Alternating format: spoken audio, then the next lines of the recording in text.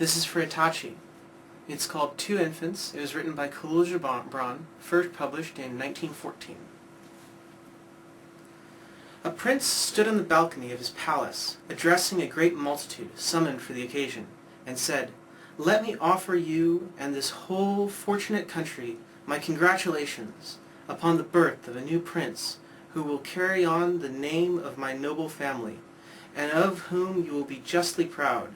He is the bearer of a great and illustrious ancestry, and upon him depends the brilliant future of this realm. Sing and be merry." The voices of the throngs filled of joy and thankfulness flooded the sky with exhilarating song, welcoming the new tyrant who would affix the yoke of oppression onto their necks by ruling the weak with a bitter authority and exploiting their bodies and killing their souls. For that destiny the people were singing and drinking ecstatically to the health of the new Amur. Another child entered life and that kingdom at that same time, while the crowds were glorifying the strong and belittling themselves by singing praises to a potential despot, and while the angels in heaven were weeping over the people's weakness and servitude, a sick woman was thinking. She lived in an old, deserted hovel, and, lying in her hard bed beside her newly born infant, wrapped in ragged swaddles, was starving to death. She was a pernicious and miserable young wife, neglected by humanity. Her husband had fallen into the trap of death set by the prince's oppression, leaving a solitary woman to whom God had sent that night a tiny companion to prevent her from working and sustaining life. And as the mass dispersed and silence was restored over the vicinity, the wretched woman placed the infant on her lap and looked into his face and wept, as if she were to baptize him with tears.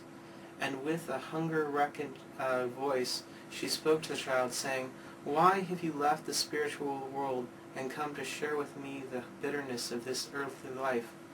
Why have you deserted the angels and the spacious flagellatum and come to this miserable land of humans filled with agony, oppression, and heartlessness? I have nothing to give you except my tears. Will you be nourished on tears instead of milk? I have no silk clothes to put you in. Will my naked, shivering arms give you warmth?